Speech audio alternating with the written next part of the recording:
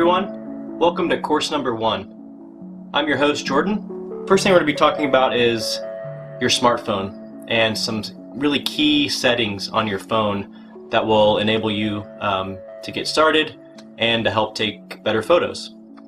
From there we're going to be diving into composition, and with the help of some of those tools in your settings we're going to be able to set up composition shots and how to best fill up the space in your phone. Our goal for course number 1 is to give you the fundamental skills to go out and take better photos while out on the trail with a little bit more confidence.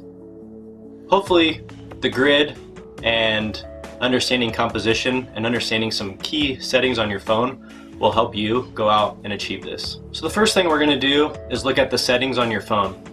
So if you got one nearby, go ahead and grab it and we'll walk you through the first steps. Alright, now that you have your phone in front of you, why don't you hop into your settings menu, and I'll be using an iPhone 6s, so depending on what phone you have it may be in a different location, but overall it should be in your Photos and Camera folder. And hop in there and then scroll down to your camera settings and you'll find Grid. So once you turn on that, there's a few other things in here like your recorded video, slow-mo, some storage options, which we won't go in too much detail, but if you have any questions on any of that stuff, make sure to throw it into the Facebook group and we can answer that for you. So once you have that turned on, hop out and get into your camera. Alright, now that you are in your camera setting now, you can start to see the horizontal and vertical lines. These are what make up the grid. I'll place a little dark cover so you can see the lines. So you can see that the grid is now helping you with a few things. One, it's going to help you break up your shot, and it's also going to help you make sure your camera is positioned straight.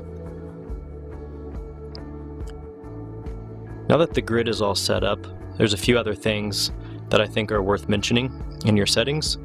One of them is the flash. So up in your left hand corner is the flash settings.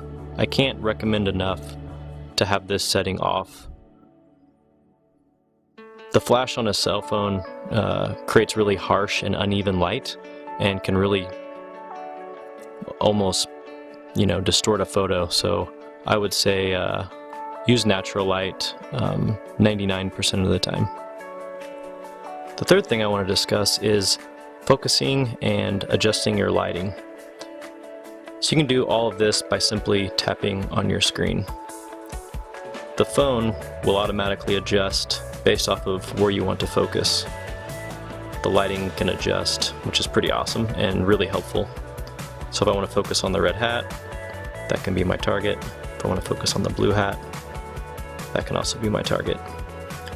It's really helpful, especially while out on a run, to be able to focus on your subject, whether it's a runner or the horizon or something that you want to make sure is really sharp and crisp. You can also adjust the lighting by focusing in on where you want the subject to be, and you can see a little sun pop up, and you can adjust by sliding your hand up and down, whether you want it darker, a little brighter if it's really dark out. So yeah, a great tool and often forgotten, especially for me while out on the trail. The fourth thing I want to talk about is the photo burst. Now this will be discussed when we talk about the dreaded blur in another course episode, but I wanted to go ahead and show it to you now so you can start practicing. So just simply holding down the shutter button will take rapid fire shots. So let's just recap those things. So make sure your grid is on, make sure your flash is off, and don't forget to focus by tapping the screen.